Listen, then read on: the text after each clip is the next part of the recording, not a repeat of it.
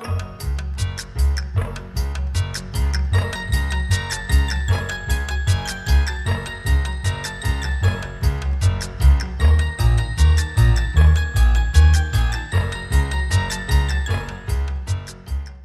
is July the 30th, 2014, and we are here in Danny Elfman's studio in Los Angeles.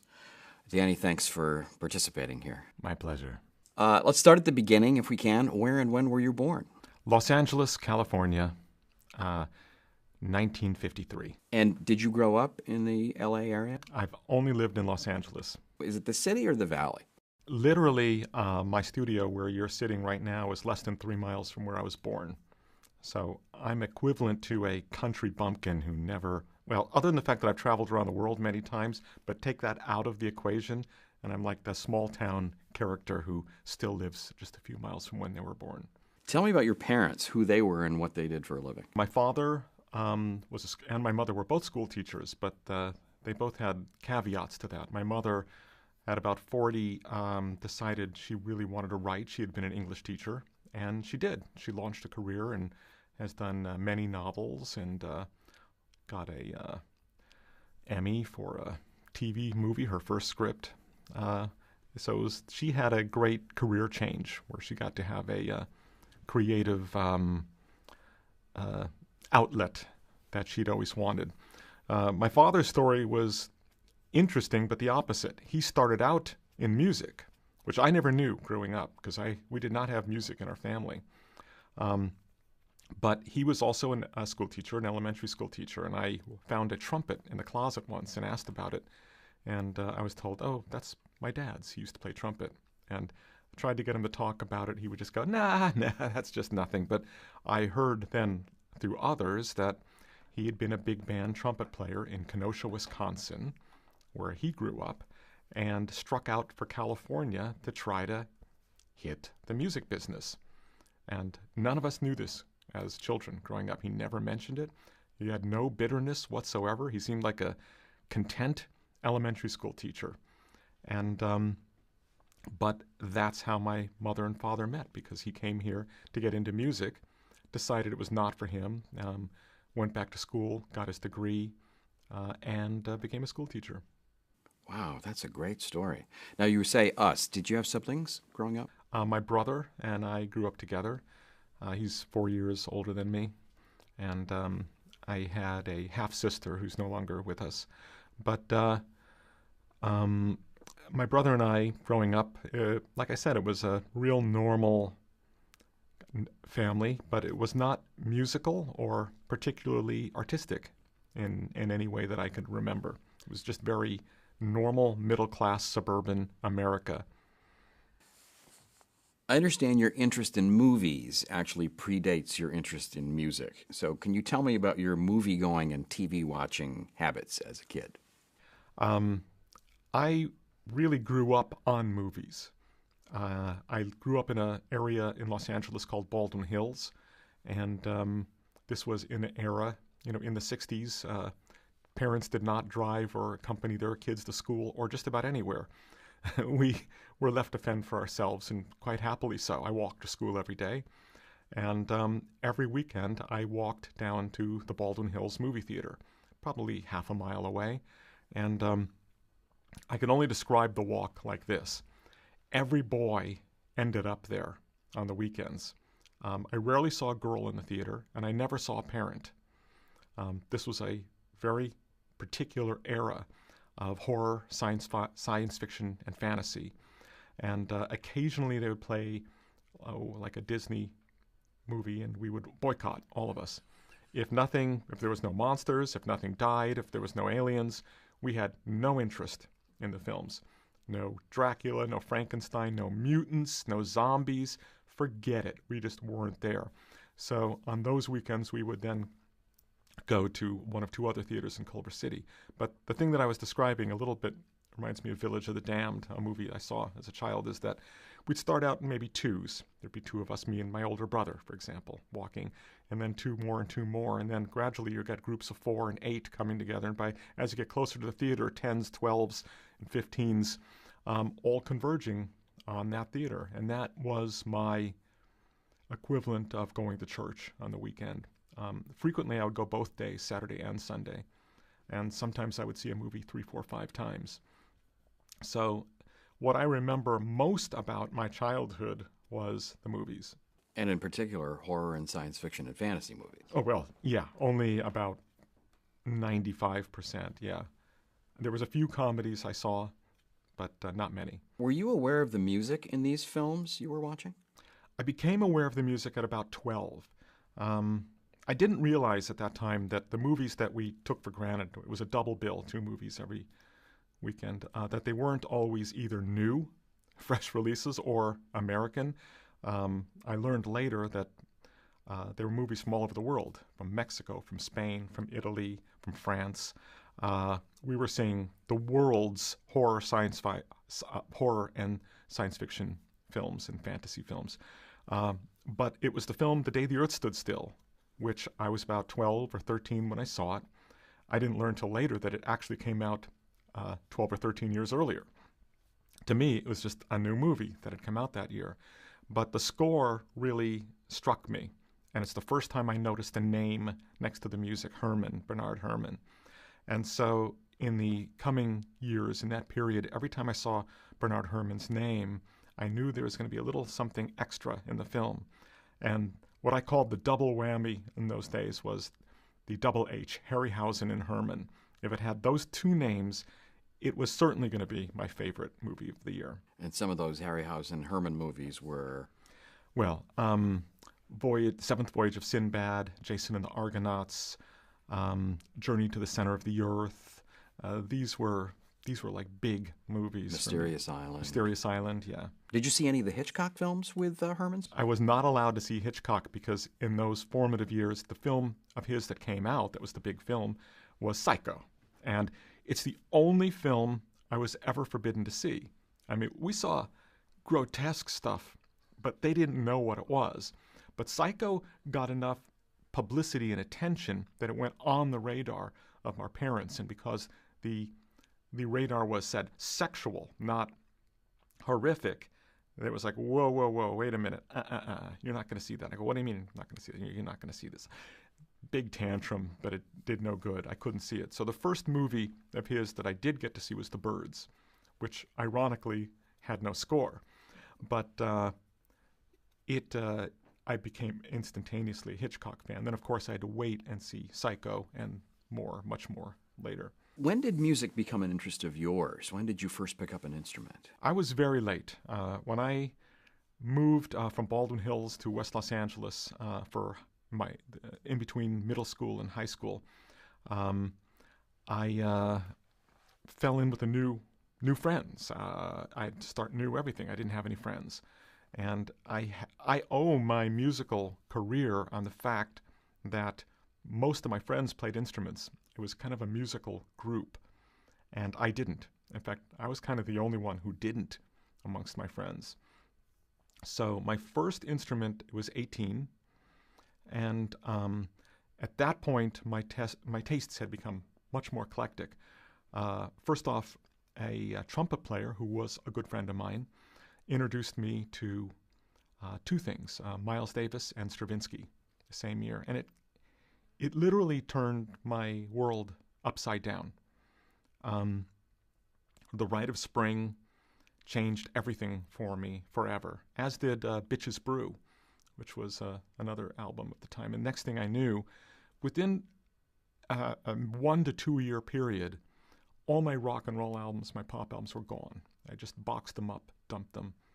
I'd like them all back now, thank you, but I don't know what happened to them. And my approach changed completely. Now the record collection was John Coltrane, Ornette Coleman, Eric Dolphy, Sun Ra, and Stravinsky, Prokofiev led to Shostakovich, led to more of the Russian composers, and they became this big influence on me, but I didn't know in what way. But in the same period of time, I became infatuated with early 1930s jazz, Duke Ellington, Cab Calloway, and Django Reinhardt. So I decided I needed to pick up an instrument secretly and learn it secretly, because it was way too late for me to become a musician. I'm 18. All of my friends have been playing since they were kids. So for me, it was like, well, clearly I'll never be a musician, but I'll pick up an instrument. I wanted to play violin like Stefan Grappelli, at least in my mind.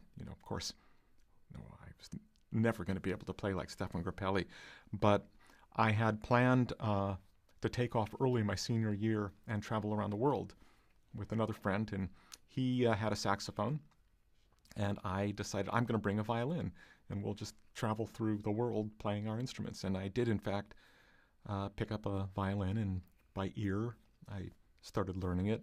I tried a few lessons. Like everything else I'd ever tried with lessons, it failed miserably.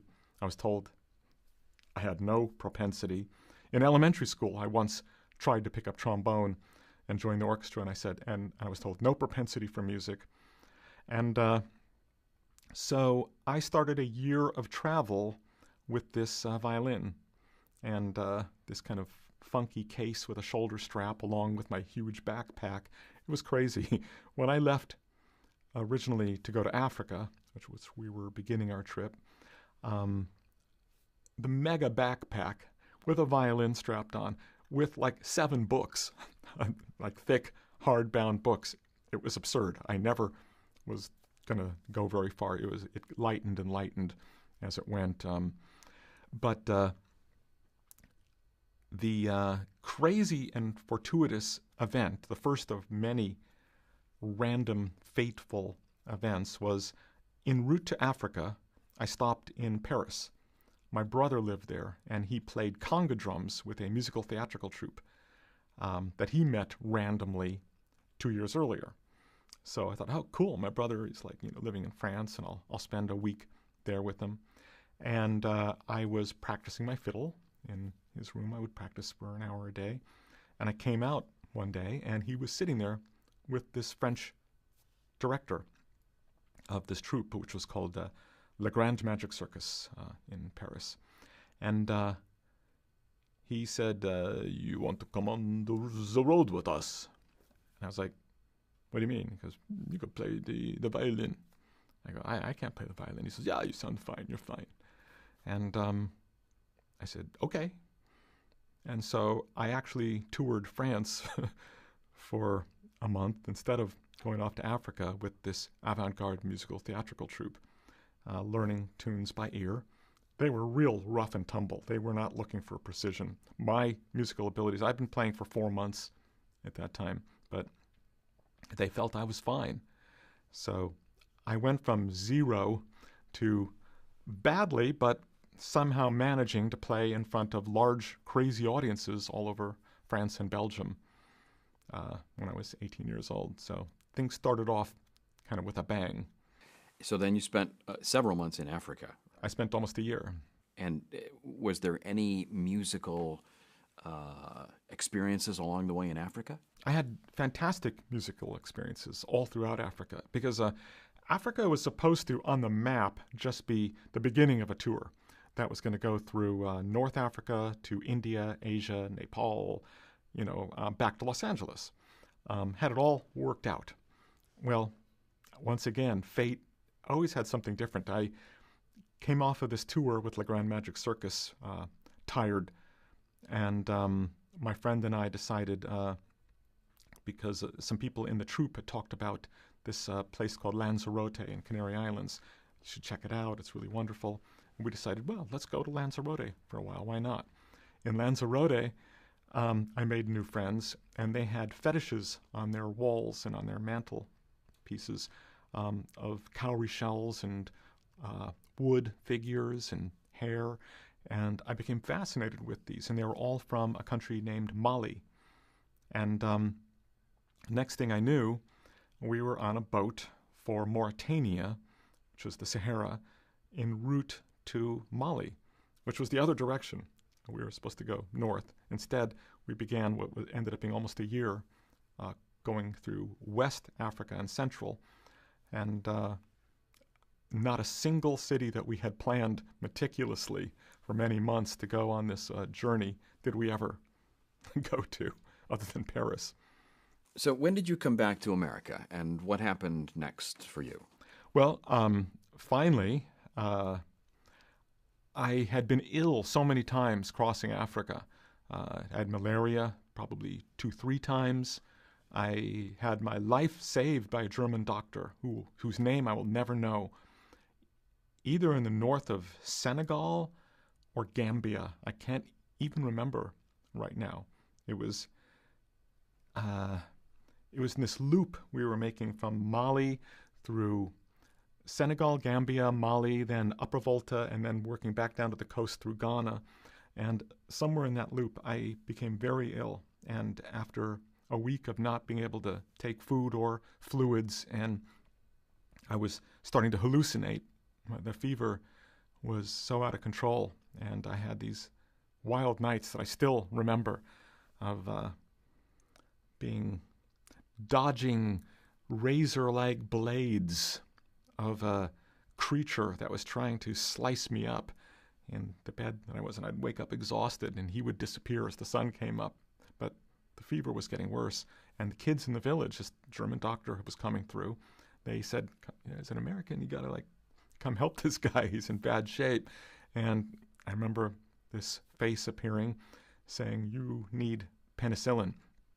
And if I were allergic to penicillin, I wouldn't be alive today, because that's all you got back then. They gave me a huge injection of penicillin, turned things around. I was able to continue my journey. So by the time I got to Kenya, that's the long story made long, I was ready to come home. Technically, that was halfway through the journey, but a year had gone by, and then I was diagnosed with hepatitis in Nairobi.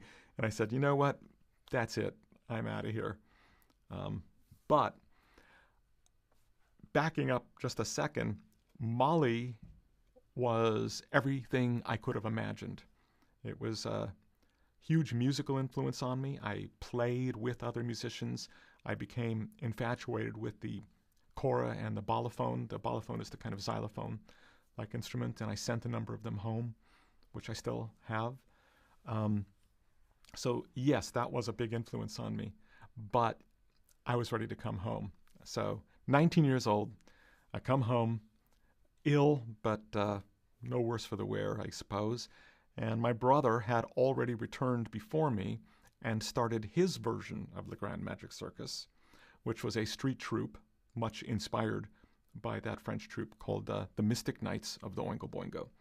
And the day I came home, he told me I'm to be the musical director. But it's okay, rest for a few days, and you could just sit in and watch rehearsals. I know you have hepatitis, you'll be fine. So I started what began a 7-8 year stint with the Mystic Knights on the streets. So this is the 1970s. Yeah. Okay. This would be starting in 1972 and taking me through 78, 9. And it was like a whole thing, a world unto itself. And I think, unique, really. There was nothing like it on the Los Angeles music scene, right? Well, I don't even know if you'd call it the music scene. What were we? I mean, somewhere between a theater troupe and a band. Everybody had to play 3 instruments. So we started with 7, 8, and by the time we ended, we were 12. And we would double up as either a brass and wind ensemble, all string ensemble, all percussion. Leon Schneiderman, who I went to West Africa with, and also was very much into these instruments, we started building instruments. So we built 2 huge ensembles of percussion instruments for those period. We were both very much into Harry Partch, who's a composer much earlier, who invented percussion. He invented his own types of percussion. So we began doing the same thing. And back to these high school group, the drummer in our group, the one who everybody thought would not live to see his 20th birthday, he was the crazy one, had worked himself into becoming an excellent percussionist.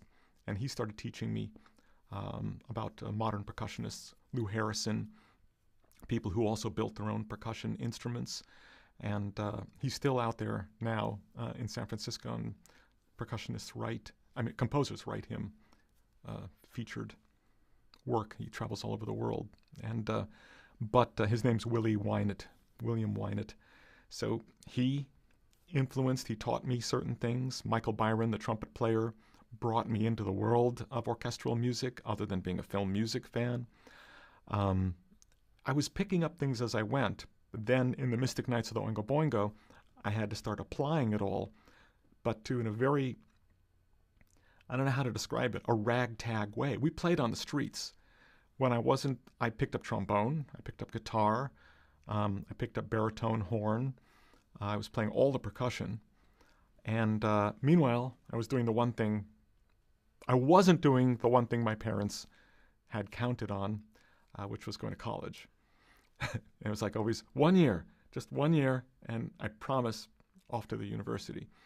2 years, this is it.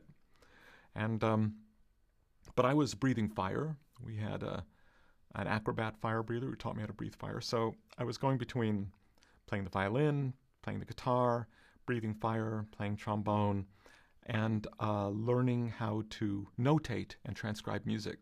So they were important years for me. So is that when you started to actually write music, was during this period of the 1970s? Yeah, there was a point where the original band, nobody read music, and I was just starting to come up with compositions, and teaching them by rote, meaning, play them the parts.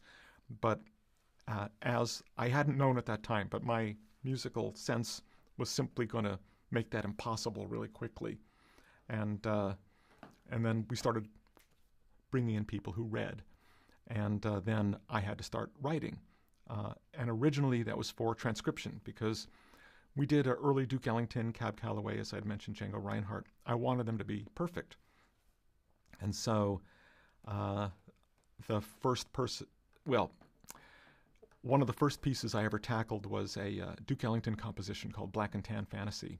But I really wanted to nail it. I wanted to get the piano part perfectly. And it's during those years that I developed my confidence in my ear, because I realized, we didn't have DVDs and CDs, and obviously it was just records. So if I put the needle on, I got that section and took it off, I could hold on to it long enough to get the notes down on paper. And I learned that writing, even though I could never learn to read, whenever I tried to take lessons, I tried lessons once on guitar, on piano, on violin. It was miserable. I never could play a piece of music back in front of a teacher. And but writing felt easy, because writing was just mathematics. It's like, once you subdivide a quarter note into eighth notes, 16th notes, tie them together with triplets, and it's not that difficult to take a phrase and break it down into the elements and write it down. And so I learned that as impossible as reading seemed to me, and I still think that I have a brain problem with that, because I could never learn a second language, and I could never learn to read properly. Learning to write was easy.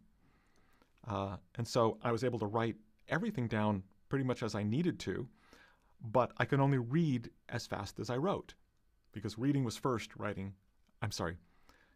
I was only able to read exactly as fast as I could write by hand, because writing came before reading.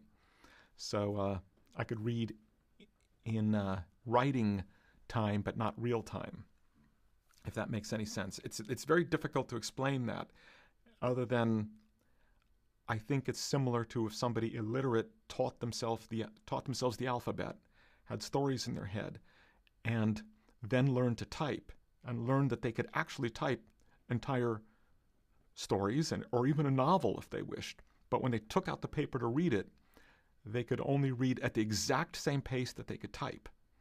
And that was exactly me with music. If that person didn't learn to read first, but learned to type first, their reading skill might be tied to their typing speed. And those two went hand in hand with me. So I was in a very weird situation. So we'll move on toward films in a minute, but was there a point at which the Mystic Knights of the Oingo Boingo became Oingo Boingo? Those seems like two different things. There were two completely different things that shared half a name. Okay. Me and the guitarist, Steve Bartek, who now is still my orchestrator on almost 100 films, and the three horn players, it was like one morning I woke up. Now, at this point, we were doing like month-long runs in theaters, and musically, the show was very ambitious. I was starting to write weird but elaborate compositions. I wrote a thing called the Oingo Boingo Piano Concerto No. 1.5, and it was, in fact, without having written that, I never would have taken Pee-wee's Big Adventure later, because I had to write all the parts for 12 pieces. And that kind of leads to the next thing, but that was really real critical for me. But I woke up one morning and I heard this new kind of music coming from England called ska. Now, you got to realize in the 70s, I would listen to nothing written after 1938. I lived in New York, Cotton Club, Harlem, or little cafes in Paris, or Russia, or Paris, Europe 1922. I mean, my mind was in these places. I wasn't even aware of bands or things that happened during the 70s. I could give a shit. It's like none of that mattered to me. I was totally locked into an earlier era that I didn't exist in. I felt like I was born out of time and place. And mentally, I lived in the 30s. And somehow I heard this ska music from England, and it took me back to the pop music in Africa that I loved, which was called High Life. And ska was like double-time reggae. It was like reggae, but really high energy, and that energy connected with me immediately. And I just said, I'm going to start a rock band. And so me and Steve and the horn section, and by the way, the ska bands was almost the same instrumentation as the African bands. It'd be like a small horn section, 2, 3, 4 pieces, couple of guitars, bass and drums. And we started a band, Oingo Boingo. And the weirdest thing is that we tried to have a different name for a while. And we had a half a dozen. I won't even tell you what they were. But we ended up saying, let's just take Oingo Boingo. Could not have made it more confusing going now and describing it later, the difference between the Mystic Knights of the Oingo Boingo, which would play no music written after the late 30s, unless it was an original composition of mine, or Oingo Boingo, which was a rock band that played no older music at all and was amplified electronic music. Okay, so I want to ask about Forbidden Zone. Was this your first experience with music in film? Yeah, this was my first. And my brother, in around 77, I think, somewhere around there, he left the Mystic Knights of the Oingo Boingo to do the Forbidden Zone. He really wanted to do a film. So I kind of took over the group, the troupe, as we call it, not the band. And he went off to do Forbidden Zone, but the caveat was I had to do the music and do a part in it. My entire family was in it. My grandfather was in it. My father was in it. His wife did the sets. It was like a family project. So I said, all right, cool. So I wrote the songs for him that he wanted to do, and it was fun.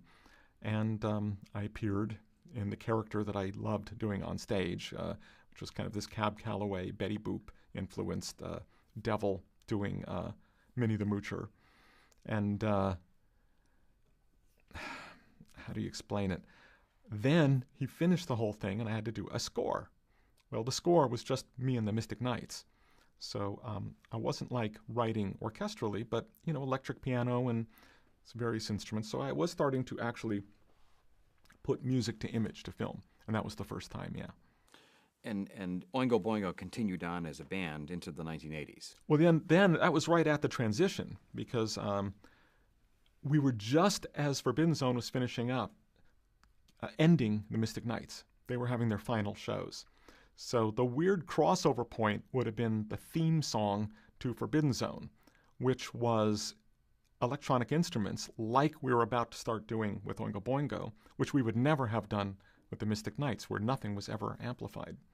So that was kind of like the exact crossover of the very last shows of the Mystic Knights and the very first performances of this ska-influenced Oingo Boingo. Okay. Confusing enough? You bet. I try to even think of it, and it makes me want to take a nap, I mean, it's so. I feel like I need a chalkboard or something with a Sharpie that I could like draw lines and figures and put like magnetic. But Oingo Boingo. It's like Game of Thrones, isn't it? It's like trying to follow. It's impossible. But Oingo Boingo clearly had success, and because you started to get Oingo Boingo songs placed in movies in the early 80s, right? Well, yeah. So now there's this transition, 79, 80, right around there, of what is Oingo Boingo, and we're like going out there and doing shows. Now we're playing clubs. It's a whole different arena, and I'm loving the fact that there's no sets, there's no big ensembles of percussion, there's no costumes. It's just like us with instruments. It just seemed like heaven to me, because our show at the end was multimedia. It was real complicated. I think 7 or 8 set changes. These 2 completely different ensembles of percussion that would be brought out and then removed, and film clips and animations that we commissioned. And so it was quite a complex show. So now Oingo Boingo, it's just a guitar, a microphone, and sweat. Heaven. And we're starting to play, and we're starting to catch on and build a following. But once again, it was like lucky break, lucky thing at the lucky time, because we came out with a 4-song EP that we financed ourselves. It was way before you can post anything on the internet and get discovered. If you wanted to get discovered, you printed an LP, or in this case, we could only record 4 songs, and it was called an EP. They did that a lot back then, either a single or an EP. And EP means extended play, more than 2 songs. And a DJ named Jed the Fish on K-Rock, a Los Angeles alternative FM station, picked up the track and started playing it. So all of a sudden, it's like people are showing up to the shows, and we're getting played on the radio. It wasn't a big radio station, but they had a great loyal following. And suddenly everything just like, boom, just crazy. We're getting asked to do an album, so we got signed by A&M Records. We did our first album, and the Police took us on tour for some shows. Miles Copeland, their manager, became our manager for a while. And so now we're playing in front of the Police at the Forum, and it's like, wow, like 2 years ago, we never dreamed of this kind of thing, and we were not really prepared for it in any way. But we built a following, and it was really loyal. They were great. And so that began a 17-year career with Oingo Boingo. Okay, so how did Pee-wee's Big Adventure come to you? Right. So now, to make things more complicated, 1985, Oingo Boingo's been moving along for about 6 years, 7 years, I don't know, depending on exactly what year you call our beginning, 79, let's say. I get a call from my manager whether I take a meeting with this animator named Tim Burton, who of course I'd never heard of, and Paul Rubens, who, a.k.a. Pee Wee Herman, that he'd done a movie of Pee Wee. Now, I was a fan of Pee Wee. I knew Pee Wee as a performer. He used to play at a L.A. improv club called the Groundlings, and I used to go see him. So I saw the very first incarnations of Pee Wee Herman, when that was only one of Paul's several characters that he would do in the evening. And I was like, oh, yeah, Pee Wee Herman. I love Pee Wee Herman. I don't know who this kid is, the director, but I'll meet him. And I thought they were interested in a song, because we're starting to get some songs in movies. A friend of mine, Amy Heckerling, put a song in the movie Fast Times at Ridgemont High, and there were a few others. And so I assumed that's what it was. And I met with Tim, and he says, I'd like a score. And literally, it was like, why me? And he said, well, I've seen Oingo Boingo, and I think you could kind of do stuff. And now it turns out that Paul Rubens had seen Forbidden Zone, and he'd made a note, oh, I really like that. Somehow I think my name ended up on both of their lists. And So it was once again a fortuitous, lucky, random moment. I saw Pee-wee's Big Adventure, a rough cut. I went home. I had a reel-to-reel tape recorder, and I recorded a demo, all the parts, and made a cassette and sent it out to them. Never expected to hear back. About a week or two later, I get a call from my manager saying, "You got the job." And I'm like, I can't take that job. And I thought about it. I said, I can't take that job. Tell him I can't take the job. And he goes, "Fuck off. You tell him you can't take the job. I've been working on this for 2 weeks. You wanted to call him and tell him you don't want to do the job. Go for it." And I spent an evening like looking at the phone, like, I can't do this. I'll really screw up their movie. You know, it's like, I don't know anything about this. And I liked Tim. I didn't want to screw his movie up. And then I decided, really, my entire life motto at that point was just, fuck it. I mean, it really summed up everything constantly for me. Why not? And I took the job. I never expected anybody to hear the score. I was sure that Warner Brothers would hear the score and toss it, because I knew it didn't sound like other comedies at that period. And I didn't care. And I didn't care if anybody heard it, and I didn't care if it got tossed. It was just like, I'm just going to do it. And if they like it, they like it. Tim's liking it.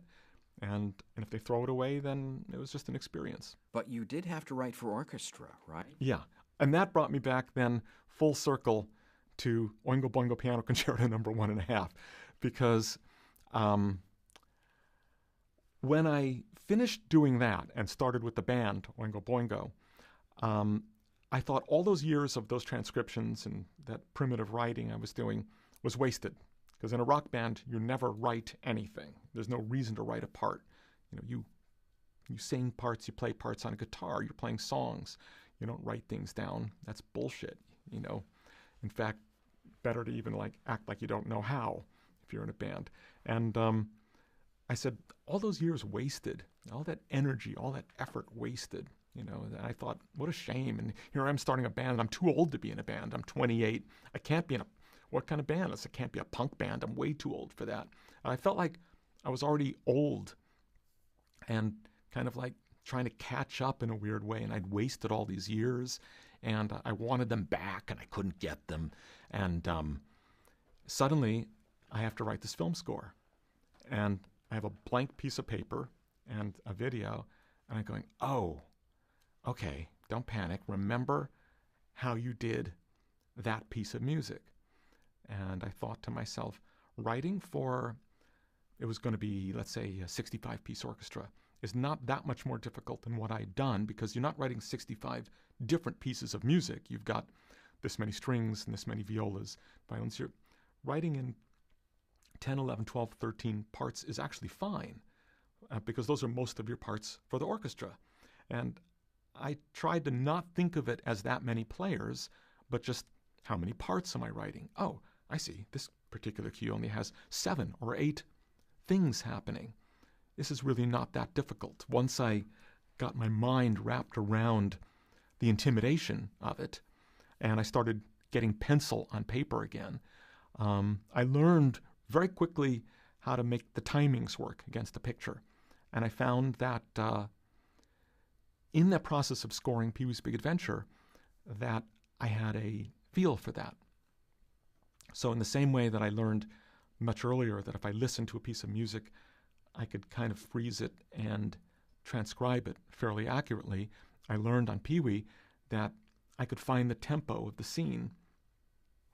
And I wanted to try to make the music feel like the editor had edited to my music instead of the other way around.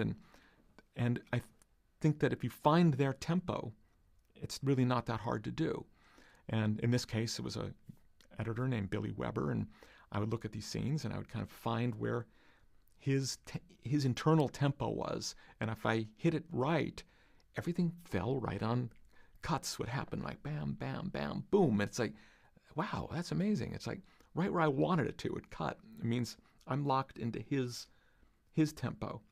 And I really loved it. It was a great challenge, and And technically, it was incredibly difficult, but I really enjoyed that. There's a real Nino Rota vibe to Nino some Rota was my. I guess I left out that part of my life, because as a teenager, young adult, my movie going went from the Baldwin Hills Movie Theater to the Fox Venice and the New Art, the repertory houses. And now I'm going, when I'm not waiting tables or rehearsing at night with the Mystic Knights, I'm at one of those theaters. And I saw 4 or 6 movies a week. And there I became a huge fan of Fellini's films because they played everything. You would see Fellini and Kurosawa. You'd see Truffaut and Roman Polanski on the same night, and for $1. It was an incredible time to love film, to live in Los Angeles and have so many things all around you.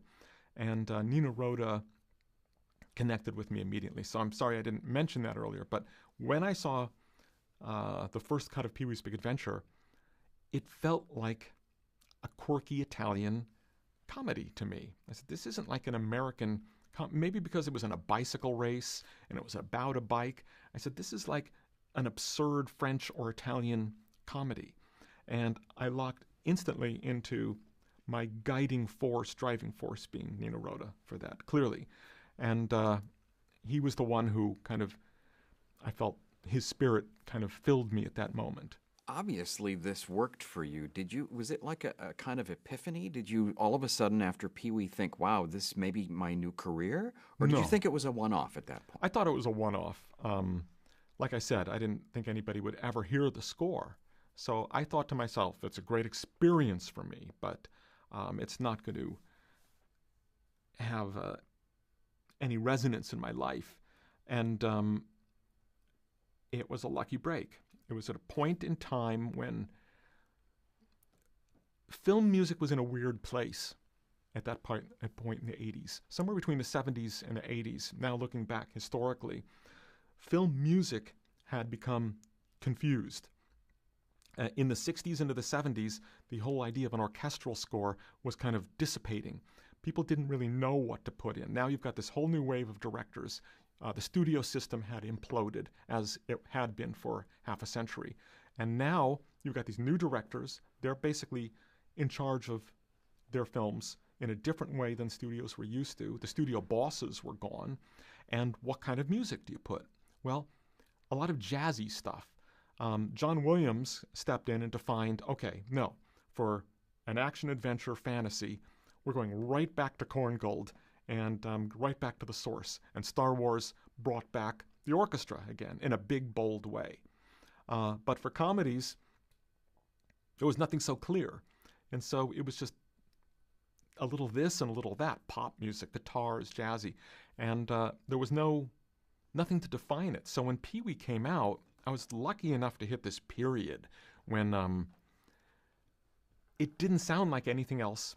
And suddenly, everybody wanted that sound in their quirky comedies. And I was offered every quirky comedy made in Hollywood. I was the quirky comedy guy.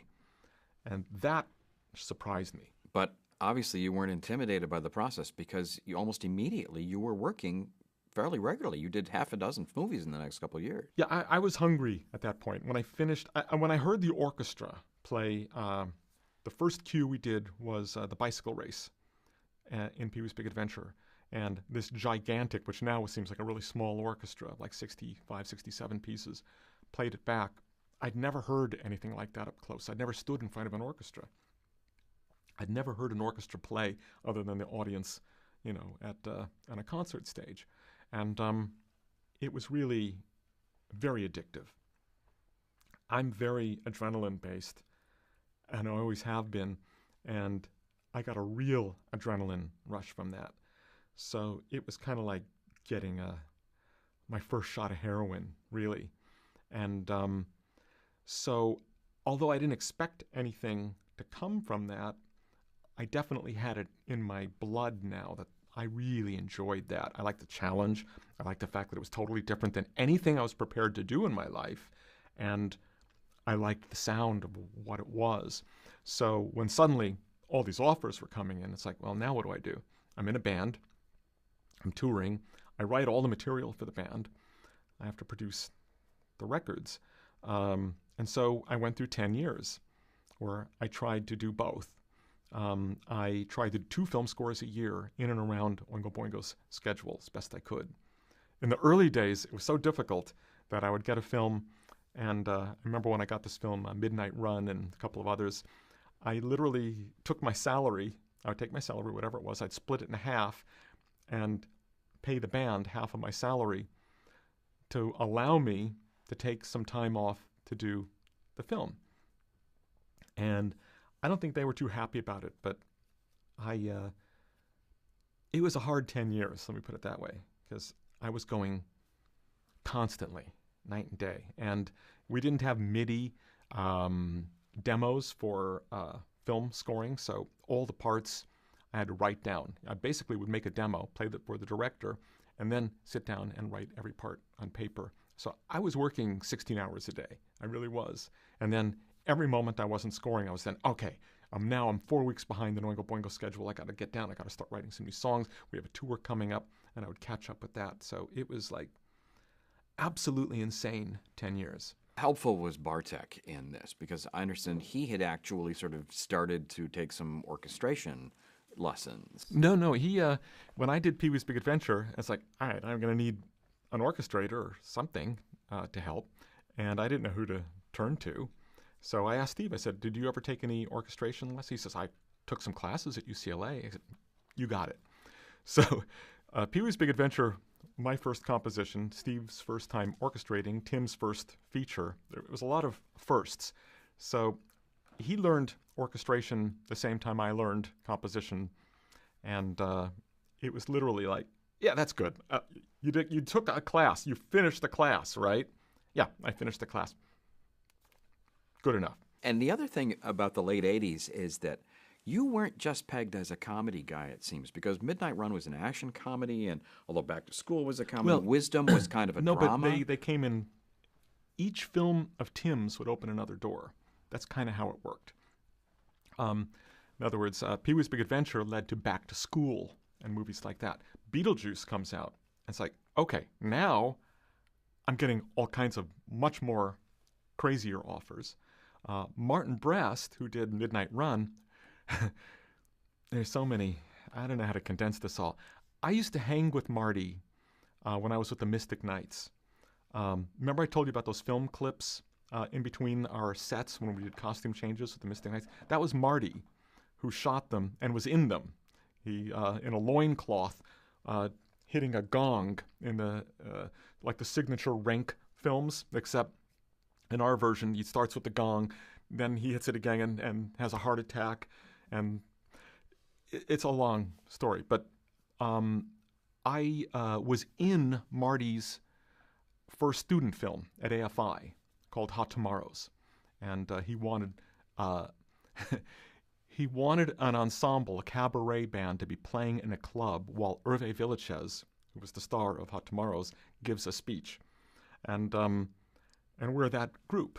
So Marty and I go back from the very beginning. So now Marty is like, I'm a film director. I did a movie. He comes out with Midnight Run. He goes, hey, Danny, you've done like 10 films or something. How about like doing my movie? And it's like, sure, okay. So, but essentially between each of Tim's movies, I was doing 4 films because Pee-wee was 1, Beetlejuice was 5, Batman was 10. Edward Scissorhands I might have broke out in mid-14 instead of 15. But more or less, that's the way it was working. Tim would go, how are you doing all these other films in between my films? And I would go, if I wasn't, I couldn't be doing your next film, because Beetlejuice required skills that I didn't have on Pee-wee. And had I not done 9 films before Batman, I couldn't possibly have taken it on, because I was schooling is what I was doing. Every time I did a score, I tried to do something I'd never done before and trying to add that to my toolkit, as it were. But still only 9 chances, and most of them silly. Well, let's talk about Batman, which was by far the biggest movie you had done to date. This, again, was Tim Burton. I'm curious to know how difficult the whole process was. There was even a rumor at some point that Prince, who was Warner Brothers' biggest music star at the time, was going to write the score. Well, there was a period. Batman is even now, that was my 10th film, and as I approach 100 films, by far the hardest thing I've ever worked on, and the most excruciating personal experience because of how it went down. Tim brings me into Batman. Nobody wanted me on Batman. John Peters, the producer, didn't want me on Batman. He wanted to bring in Prince and Michael Jackson and George Michaels originally. And then the studio, of course, the studio wants somebody experienced. I've only done comedies. They'd want John Williams or somebody like John Williams to do Batman. So only Tim was there going, I think Danny is okay with this. Nobody else was. And the first time I went out to visit the set, the Gotham City set, John, he takes me out, and Bob Badamy was my music editor, and he's showing me Gotham. Tim is shooting. I hadn't been onto the set yet where he was. And he tells me his concept. It's like, we'll have Michael Jackson write the Batman theme, and Prince will do the Joker's theme, and George Michael will do the Love theme. And I'm like getting grim. And Bob, he's walking between us, and he's slowly moving us apart. I didn't realize this till later, because he knew we were both very volatile. And at that point in my life, I was. And he could sense that shit was going to happen. And I go, oh, really? What'll I do? And he goes, you can be the captain of the ship. I go, I don't like ships. I don't like sailing. I don't like water. And this is how we started. So I come back to L.A. and, I met with Tim. And in the meantime, coming back to Los Angeles on the 747 from Gotham City after this weird meeting, I got the Batman theme in my head on that flight. And so I spent the entire flight running in and out of this noisy bathroom because I have a guy sitting next to me with a tape recorder going, okay, first the rhythm is like this. And I'm doing part after part, first French horns, second French horns, trombones, and strings, because I couldn't at that point, I had nothing as a pitch reference, just write it on a napkin. That takes a talent called solfège, where you don't need a keyboard in front of you. I'm 100% reliant on a keyboard. Now, since then I carry a little keyboard with me. It can only be this big. That's all I need. But I have to have keys to be able to write. In this sense, I was stuck to a tape recorder trying to make sense of about 20 times on and off, to the point where I'd come out of the bathroom and there'd be two flight attendants there and they go, are you okay? I go, yeah, I'm fine. All right, we just thought maybe you're ill. You're not ill. No, I'm fine. I'm back 10 minutes later, I'm back in there again. And now I go, okay, they're all getting worried. They've got like a drug addict who's going in there and just snorting every 10 minutes. What is he doing? And they're all looking at me, and I'm like all fired up because I knew the airplane was going to land, and it was all, if I didn't get it all nailed, they'd play a Beatles song and it was all going to be gone, And they did. They landed, and it was like, I can't remember if it was Hey Jude, goes on. That's it. Hey Jude is a melody eraser of major proportions. You could try to have anything as solidly in your mind as you think you could possibly have it. But when, Hey Jude, don't be afraid, it's gone. Because now all you're thinking is that melody I had something really good in my mind. It was the Batman theme. It's gone forever. And that's how it went down. So I get home and I run down to my studio. I think, this tape better have. And all I hear on the tape is this noise, because it's like these really loud bathrooms from those old 747s. And but I could hear like a little bit. Okay, just bum bum bum bum bum bum bum bum. Okay, I got the rhythm. I got my pitch. Okay, I'm hearing. I finally, it all came back to me. I wrote 7-8 pieces, variations right on the spot. All that having been said, I said, I have a good theme. I don't know what it is, but I got the faster and a slower version of it. I get a call saying, for me to stay on the score, I have to collaborate with Prince. We'll be co-composers. And now everything is upside down. I know we're supposed to like only take up so much time, but hey, you asked the question. I was screwed at this point, and I spent many sleepless nights. And I knew I'm not a collaborator. My collaboration is with the director. My collaboration is with another brain, and that's the director's brain, and not with another musician. I also knew that I would do all the work and Prince would get all the credit, meaning that I would essentially be the orchestrator, and he would come up with the tunes. And I was also not very pragmatic at that point. I didn't really believe that my career, I loved scoring, but it's not like I wasn't desperate. And I tried to remember the center of my entire belief system about everything, which is still, fuck them all. And I said, I'm not going to do it. I quit. And I said, I may have just screwed myself, but I have to do this. I just can't do it. I just couldn't find a way to subjugate myself that way. And I had to let Prince go off and write a score. And he did. And I spent a month beating myself up thinking I just totally fucked my career. I mean, I'm going to be one of those guys that did 10 movies and never did another. And they'll go, what happened to him? They said, because he passed up the biggest fucking movie of the year and was stupid enough to walk away from it. And they're right. It was the dumbest thing I've ever done. How could I be so stupid? And then I get a call saying, Tim just auditioned demos of the score, that was synced into the picture. And he'd like you to come to England. You're back on the film. And I let Tim know. I said, I'm here for you if you need me. I'm not quitting you, but I can't do this with him. You gotta, he's gonna have to do his own thing. And I was rehired.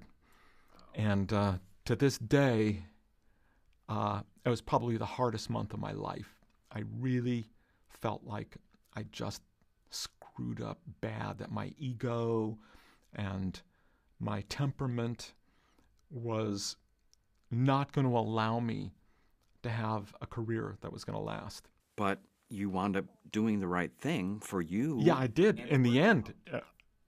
But who would know that, before then? Sometimes you got to make these calls, and the call just seems like such a bad idea until the fact that it actually works out. And then, of course, in hindsight, obviously, it was the right thing to do. But there was no... I so wanted some future person to come back and visit me at night and go, Danny, don't worry. I'm from the future. Trust me, it'll be okay. There was no comforting voice. There was nothing other than, you fucked yourself. That's all I heard every night when I went to bed. You idiot. You could have done something and you just walked away from it. So it was a brutal period. And then I have to end the story with this, because I just talked about this shit about John Peters, and him and I almost like having a fight. And he'd taught me how to do a sucker punch, by the way, because he's into boxing and he knew that I was into boxing. And, he was a tough character. He was at my studio with Tim, and I was like playing one piece and then another when he wasn't sold. And Tim says, play the march, play the march, play the march. I go, oh yeah. And at that point, I didn't know how to present pieces of music to a producer. I didn't know there's a way you do it to make them understand it that's simpler. And I played him what's now the main titles, the piece I wrote on the airplane. And he jumped up in his chair and started conducting. And to his credit, still to this very day, because he could have just persisted in, I'm an asshole, and, he's not going to make things easier for me. He became my strongest advocate. And he loved the score. He would hold up the phone while we were recording in London. He'd play it for people as I was playing. He goes, this is great. He became like the absolute, he took me aside and he says, we're going to do a second soundtrack album of your score. I go, yeah, nah, I know it's going to be just a Prince album. I'm cool. I get it. Like, that's marketing. They're going to sell a lot of records. And he says, no, we're going to have 2 soundtracks. I said, no one's ever done that. He goes, we are. And he did. So I can only follow the shit talk story about John Peters by capping it off with and man, did he really come through for me in the best way. And he did, in fact, it was the first time I'm aware of there being a song and score, 2 separate albums, soundtracks for the movie. And so it really did work out. And that tough character turned out to be great. That's 1989. And that was the biggest movie of the year. It's like, that's 1989. All right, let's see. We're going to be here till, what day is it today? It's Wednesday. We'll pick up the pace. We'll have cots. We'll put cots down on the floor and we'll bring in pizza. Your next Tim Burton movie is Edward Scissorhands. Right. Which is still, one of the most evocative and magical scores, I think, of its time. And I know it's a personal favorite of yours. I wonder if you can talk about how different an experience that was from Batman, and why choir was such an important part of that score.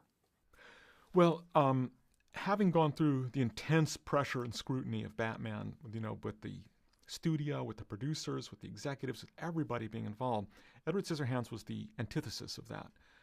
It's almost like nobody knew we were making the score. No one asked to hear anything. It was a small movie.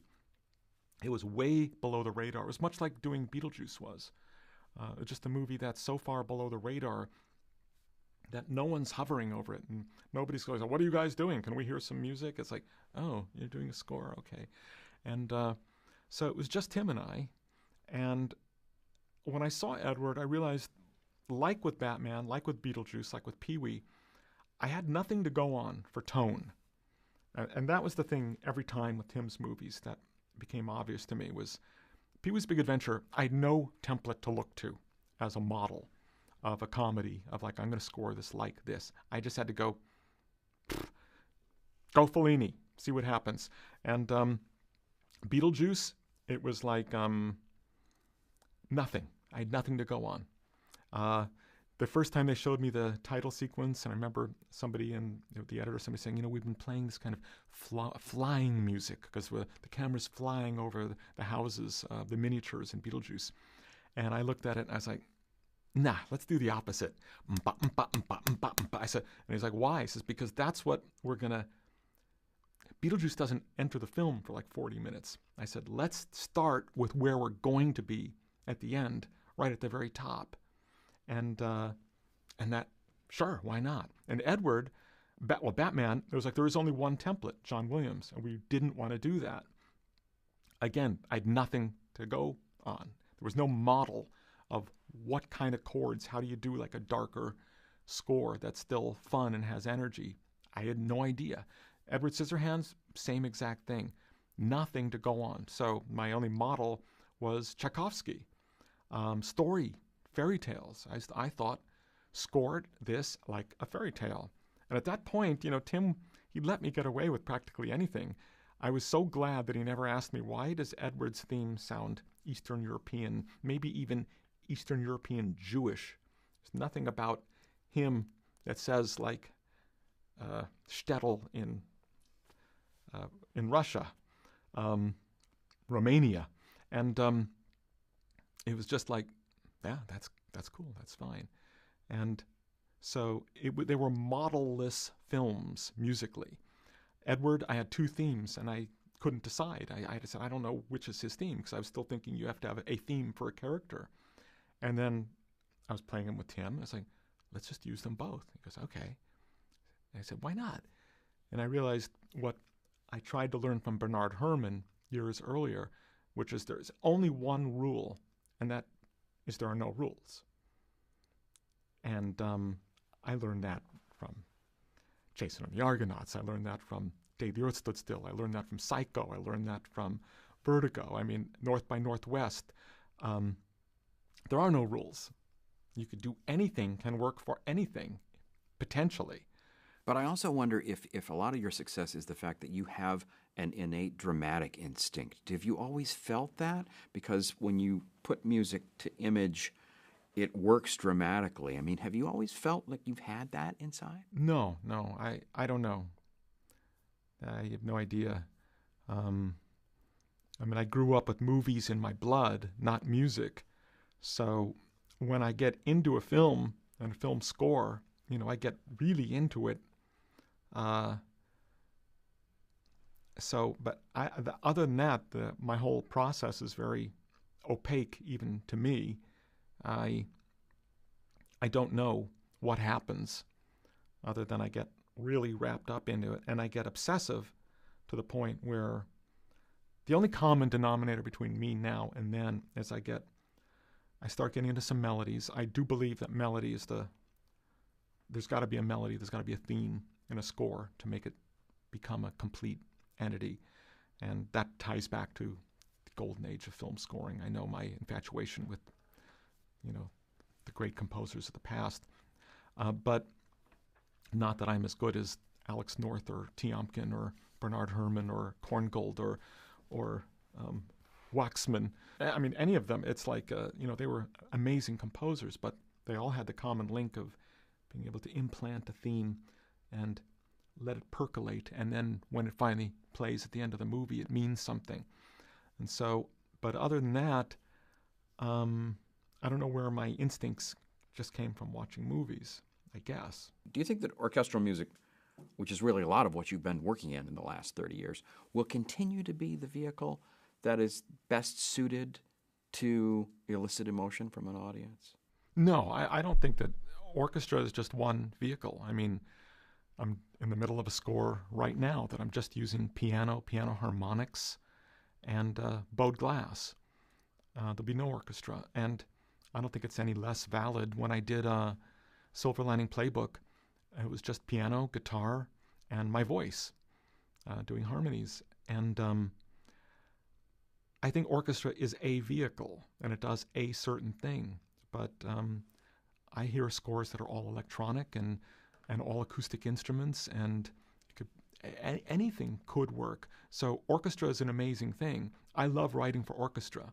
But for film, I don't know.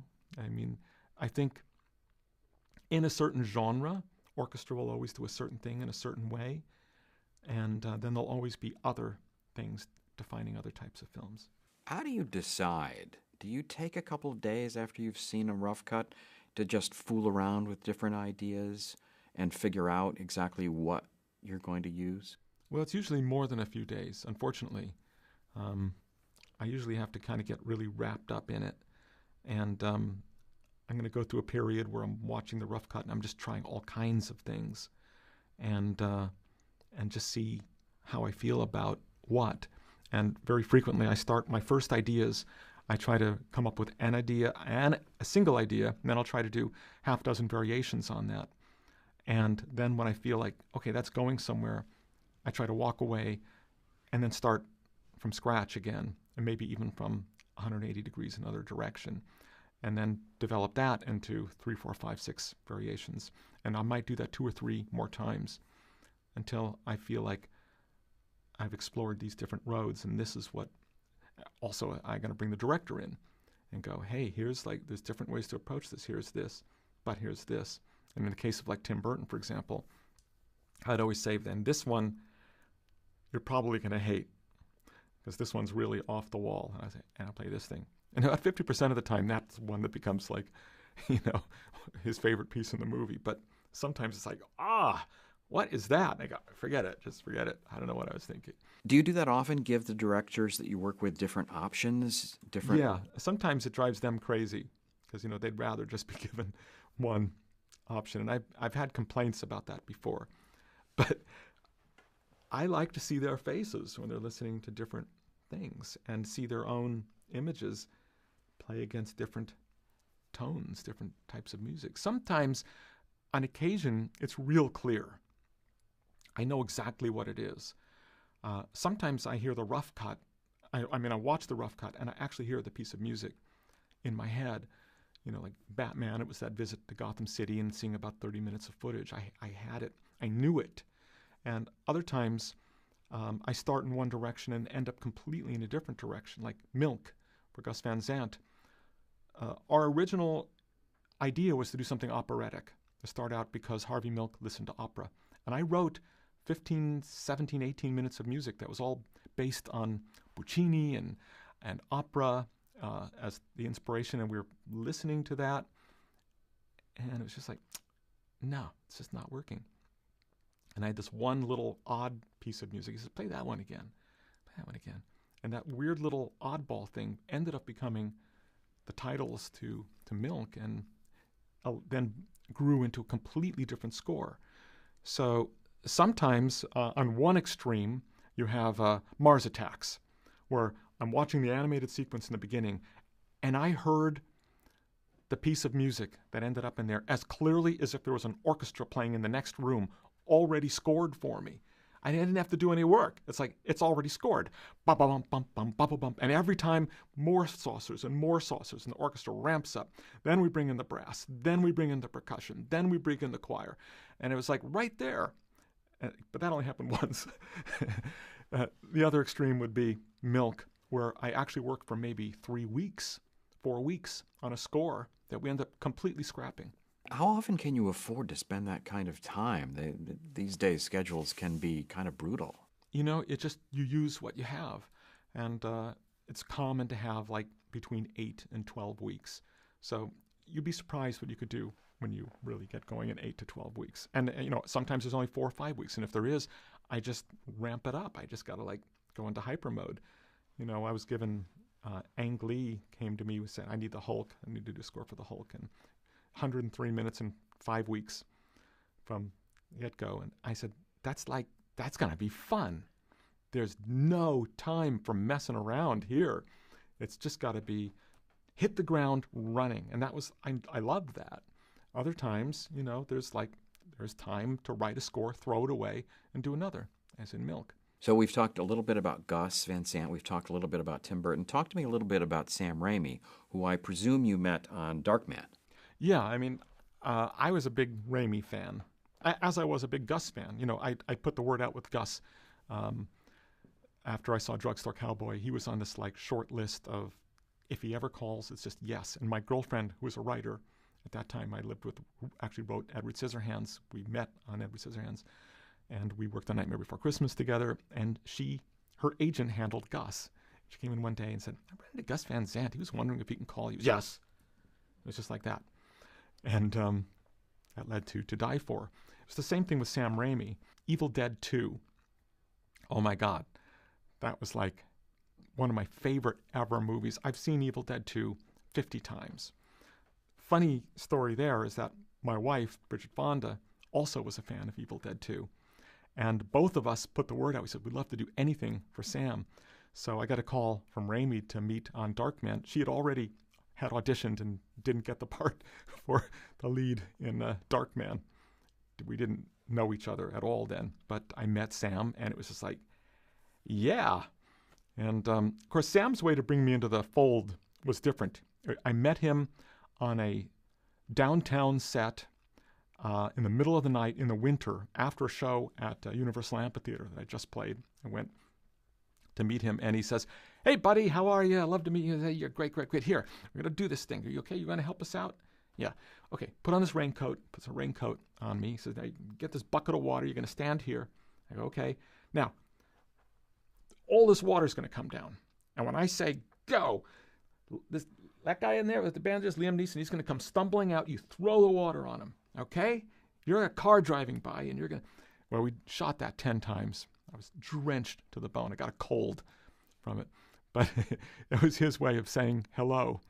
And, of course, you know, by the time I'd been through that, there's no way I wasn't going to score the film. Army of Darkness comes on. Once again, it's like, I know you don't have any money. I'll give you a title piece for $1. That was like the first of my dollar pieces. My wife, Bridget, again before me, says, I know you don't have any money. I'll do a cameo if you want me to do a cameo for $1.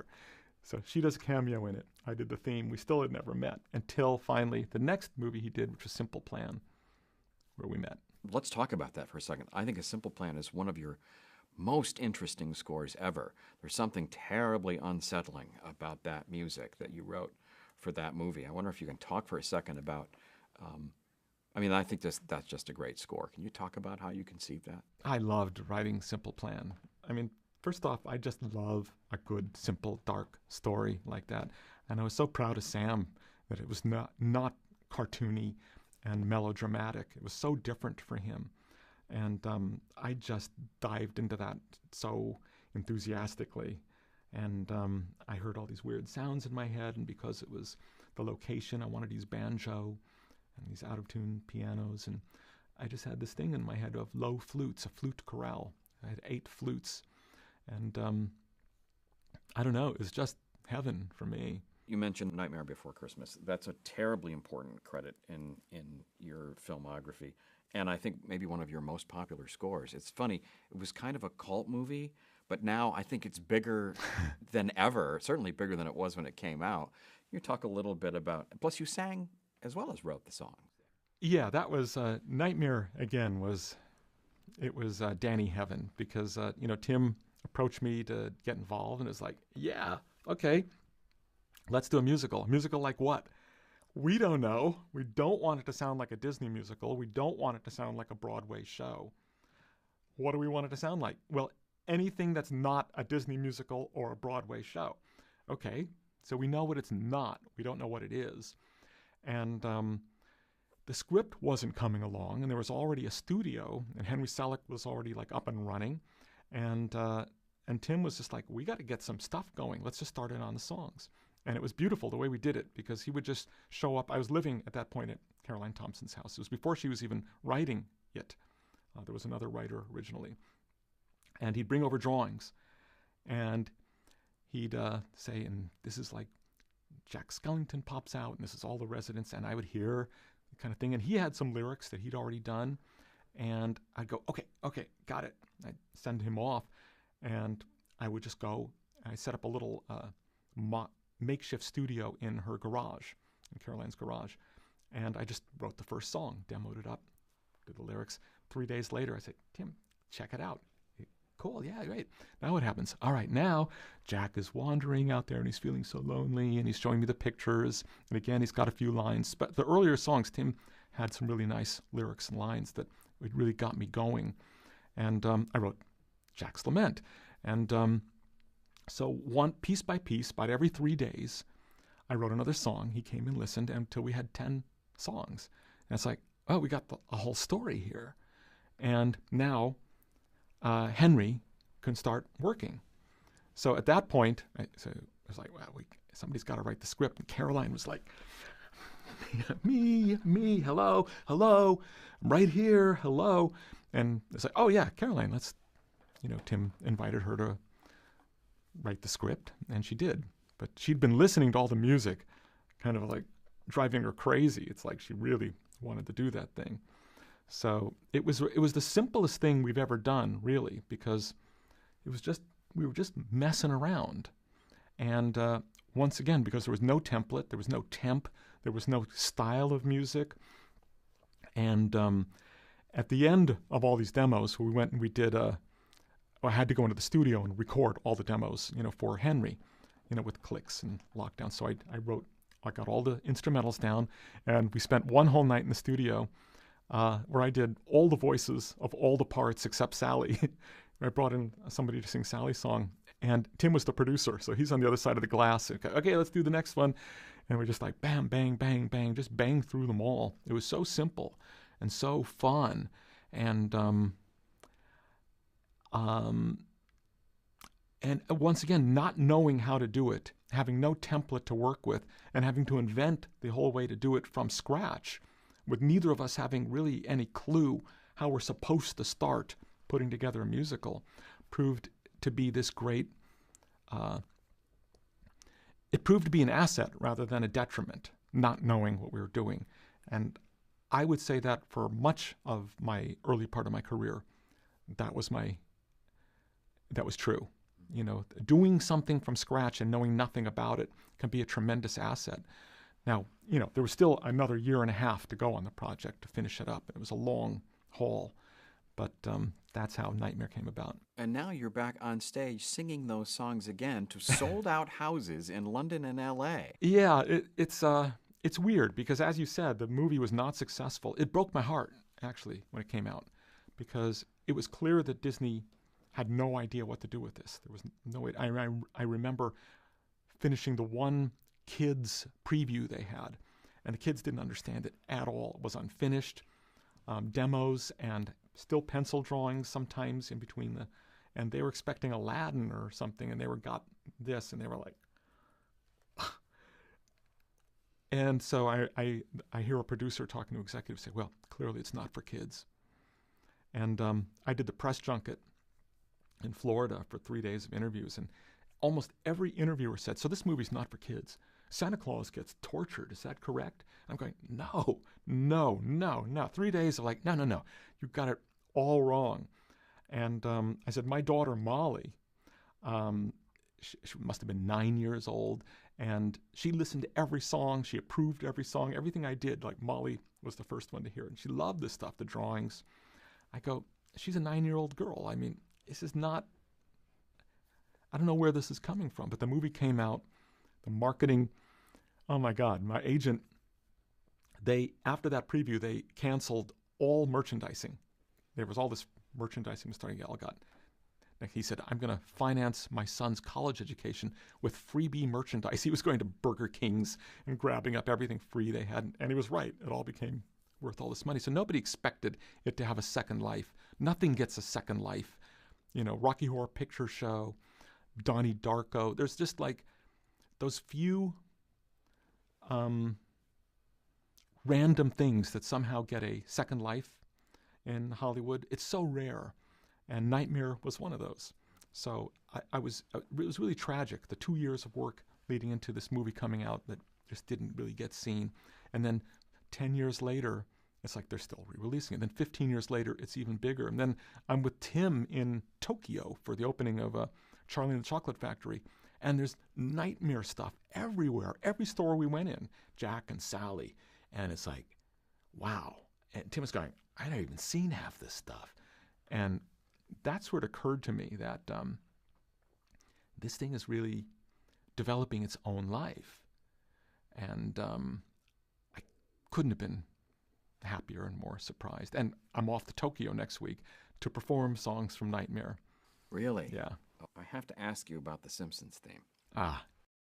You know, it's been going for 25 years now, and I guess it's maybe about a minute and 20 seconds worth of music, something like that. Not even. Not even. I wonder if you can just talk for a second about how you got involved with that, and your reaction to the fact that it's may become one of your most famous pieces. Yeah, it was pure luck. Stumbling into the Simpsons theme was much just like winning a lottery or something, in the sense that oh my God, here comes another story. All right. I'll try to make it quick. In Oingo Boingo, we did a show one night and got this terrible review in the LA Reader by a critic named Matt Groening. And it was such a nasty review that I took exception, because normally I loved our bad reviews. And like, the worse, the better. That was energy. You know, bad reviews and criticism and negative energy always provided a huge fuel source. That was my atomic fuel. That's what kept me going. That's what motivated me. But in this one case, I really took exception, because he admitted in the review that he only saw the encores. He missed the show. And I wrote this letter back saying, fuck off. I mean, if you're going to say what you're going to say, that's fine. But you got to sit through the show if you're going to write the damn review. And so they printed the rebuttal. So he had this nasty review, this nasty rebuttal, and that was that. As the years go by, I start seeing this comic in the LA Weekly called Life in Hell. And I said, Matt Groening, he's that asshole who did that review. But I like this comic, and I hated the fact that I really liked what he was doing, which means he had talent. Because when you really don't like somebody, you don't like them to be talented. You like them to be talentless hacks, and clearly he had talent. So now it's many years later, and I get a call. There's this show. It's called The Simpsons. It's an animated show, and Matt Groening is he created it. He wants to meet you. This will be interesting. So I go in, and we talk, and they play a pencil sketch kind of version of the thing. I really liked them, and I liked what they did. And I said, no one's ever going to see this. So never make it past, a couple episodes, but it looks like fun. And I said, if you want something really retro, I'm the guy for it. If you want something contemporary and modern, I'm really the wrong one, because I saw it and it just really brought me back to Hanna-Barbera, the Flintstones. In fact, the opening kind of has a Flintstone energy to it, going to work and the car driving and the whole thing. And I grew up on the Flintstones. So I said, I think it should be like in that mode, that, should feel like that kind of weird 60s TV thing. And Matt was like, yeah, cool. And as I'm leaving, we shake hands. He goes, by the way, you probably don't remember, but I say, yeah, I remember. And he goes, we're cool now? He goes, yeah, we're cool. And he says, yeah, that was pretty nasty, whatever. But what you wrote, was pretty, I go, I'm sorry. It was all like shaking hands and hugs. And I wrote it in the car on the way home. Literally. I wrote the whole thing in the car on the way home. It's like the Batman thing, but I didn't have to land, and I didn't have to hear, Hey Jude. There was like no possibility of having it erased from my head. And I ran down to my studio, and I recorded it once again right onto onto a cassette and sent it out to them. And I got it called back the next day saying, we love it. That was it. End of story. Yeah, I got the final version of the piece in. I had to make a few tweaks. And then a few weeks later, I was with the orchestra recording it. And that's the story of The Simpsons. So I never thought it meant anything other than fun. Very much like Pee-wee's Big Adventure in that sense. It was like, this is just a goof. This is just for fun. And yeah, you're right. If I die right now and they put on a gravestone, they probably would put, he wrote The Simpsons theme. Elfman, 1953 to 2014, he wrote The Simpsons theme. And there'll be like little musical notes. The Simpsons, like that, with written kind of engraved in the stone underneath. So there's no justice. The point is that I've written maybe 12 or 15 TV themes, and with television themes, you never expect. You've learned not to ever expect anything. And wow, that one just crazy. And you got an Emmy for the Desperate Housewives theme. I guess so. I'll trust you on that. I need to follow up on a phrase you used, which was negative kind of energy. You didn't get an Oscar nomination until 1997, and then you got 2 at once for Good Will Hunting and for Men in Black the same year. You'd been working in the business for 12 years at that point, and the Oscars had ignored you on things like Batman and Edward Scissorhands. And I just wonder if that bothered you, or if you were at all felt that there was some injustice there. Me? No. I loved it. When the Batman nominations came out the year of Batman, I get this weird telegram saying, you was robbed, Hank. And I called Richard Kraft, my agent. I go, I got this weird telegram. I have no idea what it means. He goes, yeah, Hank, right? I go, yeah. It's Henry Mancini, idiot. And I go, really? That was so nice. But I loved that. The disturbing part for me was when I woke up and said I had those 2 nominations, because that means I'm no longer the guy everybody hates. That's where I was comfortable being. So the hard adjustment for me was not getting overlooked early on. Bernard Herrmann, except for his first ever score, was overlooked for all of his best work. And I figured that's my model in life. That's, he got bothered by that. I love that. That's like, yeah, give it to me. And suddenly I had to deal with the fact that, well, some of them actually accept me, and I have to figure out how do I work that into my way of perceiving the world. I liked being the guy everybody hated. I don't think people really hated you. Oh yeah, people really hated me. When I started out... Why do you think they hated you? It's a weird thing in the music world that's unlike other sides of filmmaking. And this is my own theory that I've developed. Many screenplay writers I've met did not necessarily study literature in school. Many directors I've met didn't study directing. Actually, directors can come from writing, can come from being an editor, can come from many different can be an actor, can often turn to directors. Acting, I should say some actors study straight up through theater and study at film school and acting school. Some don't do anything. So there's not any rules, and they don't really look at each other like, oh, he's not an actor, he never went to acting school, or he's not a writer, where's your degree? But music's an exception. Music has always been a very, very rigid setup of you go to music school, you do it this way, you get your degree, you start out doing this, you work your way up, and it's just always been thought of that way. And generally speaking, that's correct and the way it should work and does. But when you're an exception, you're immediately tagged as a hummer, because means someone who doesn't write, someone who basically comes up with a tune and hires other people to write their music. And I had 15 years of just constant, he doesn't write a thing. Steve Bartek writes all his music. Anybody who conducted for me would get composing jobs. I was like gold to anybody who worked with me, because everybody thought they had to be the ones that did everything. There was a rumor in Batman that somebody had like this magic smoking gun of like me singing the score to an orchestrator. And I loved that stuff. I mean, Richard Kraft, it was BMI Awards for Beetlejuice.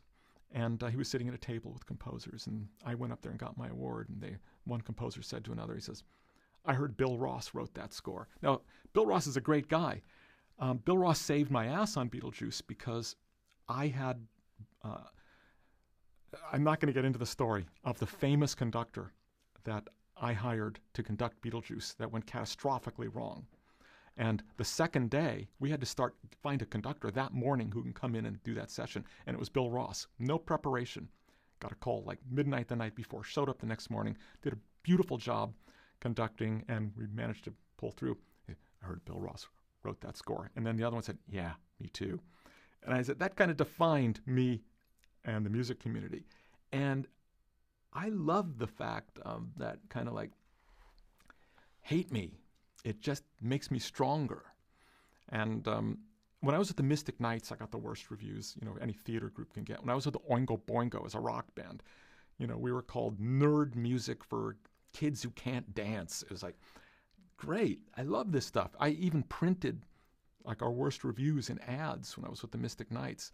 I love the idea of like print like the 3 of the worst reviews we could possibly get. I don't know what it is. It's like proving yourself to doubters is a great force. And every time I went there and did another score, I was thinking, oh, I'll show those fuckers. This time it's like, yeah, who are you going to give this one credit to? And it fed me. So it was actually a perfect relationship. And if I can go back in time, I wouldn't want it any differently. And I should also add that when I hear about a rock and roll guy coming from a band and doing a film score, I think the same thing about them, even now. I think, yeah, they're a hummer. They got some guy doing all the work. And because it's just wired into you. The work is so intense. It's so grueling to get all the parts for every 4 measures of music, especially on a big score. It could just take forever. That I understand why one would assume that somebody coming out of a band couldn't do that. It makes sense that they couldn't and shouldn't do that. But I was always a masochist from the get-go. And you also studied a lot.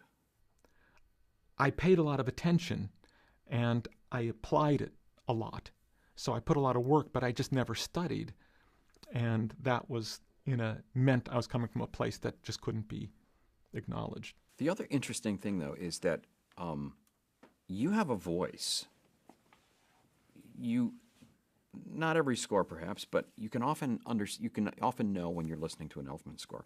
And I wonder if that unique voice was in part the result of you coming from a completely different background from most film composers at the time. What do you think? I don't think so. I mean, it's hard to say. So many composers did study and have a really unique voice. I love Alexandre Desplat, and he studied. He went to music school. He has a very unique voice. Thomas Newman, one of my favorites, he studied. He always has had an incredibly unique voice. So I don't think, no, I would disagree with that. I think simply as an artist, you could say the same for composers. I mean, I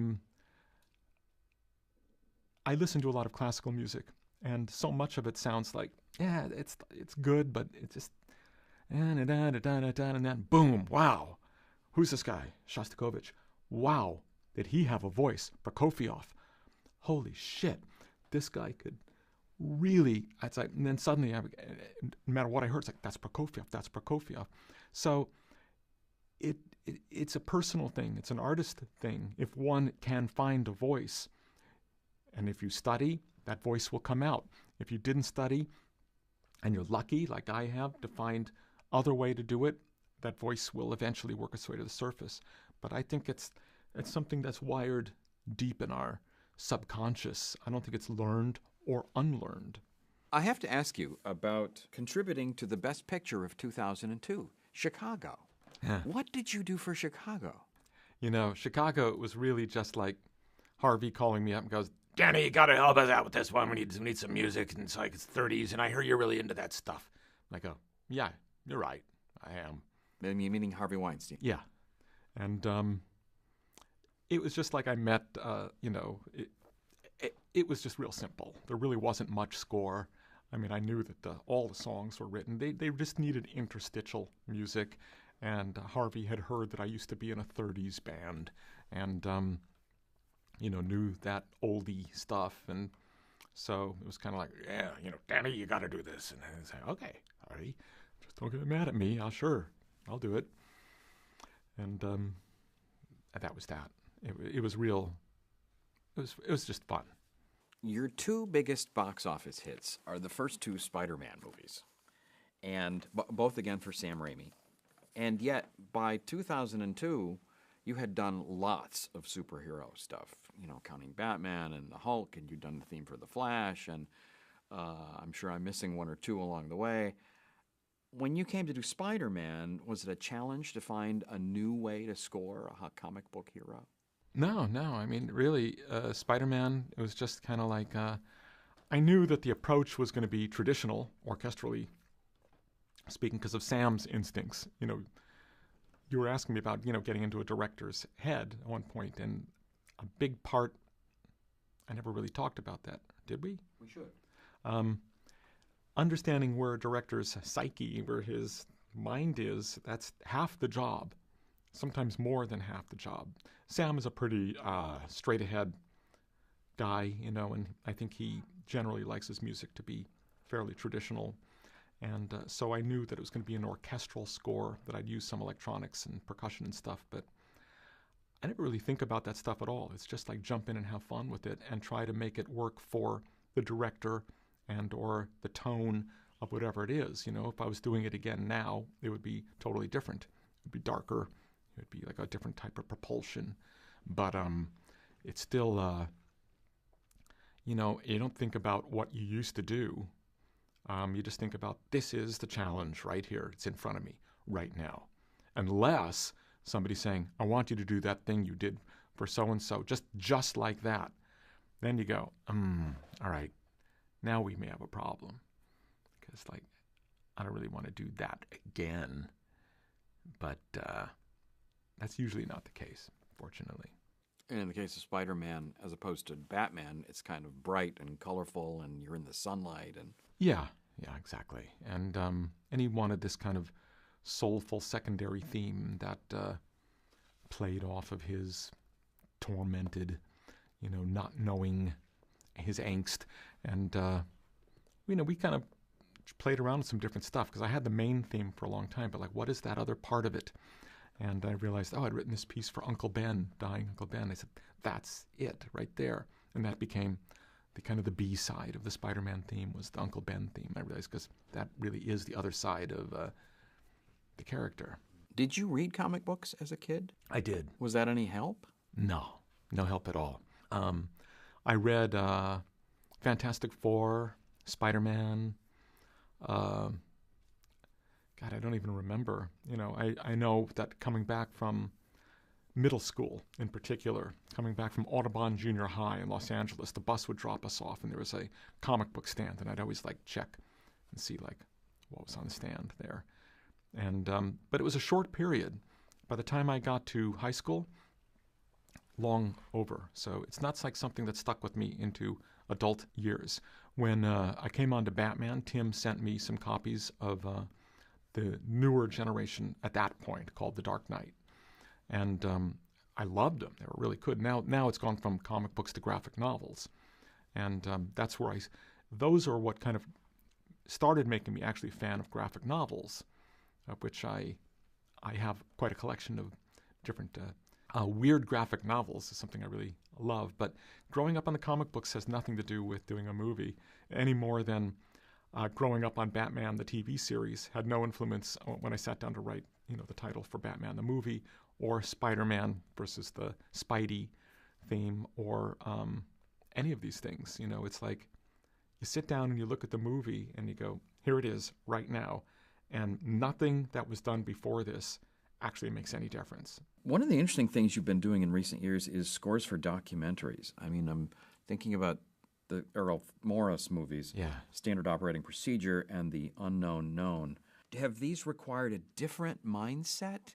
Yeah, it's a very different mindset. It's the mindset I love getting into when I'm writing not for film. I've tried to, starting about 11 years ago, I did this commission, Serenata Schizophrana, for American Composers Orchestra. It was played at Carnegie Hall. And it was the first time I got to really cut loose and write away from picture. And oh my God, what a relief it was. I saw a documentary once about a guy with Tourette's, and he talked about how he was able to contain these outbursts and then would come home and lock himself in his library and then just scream obscenities for about an hour. He was completely exhausted. And it was like all that pent-up, repressed energy wanting to burst out. It was a difficult life. And when I was writing Serenata, I kind of felt the same way, that I'd been so many times I've written something for a film and I wish I can keep going. I'm just getting into it, but the scene ended.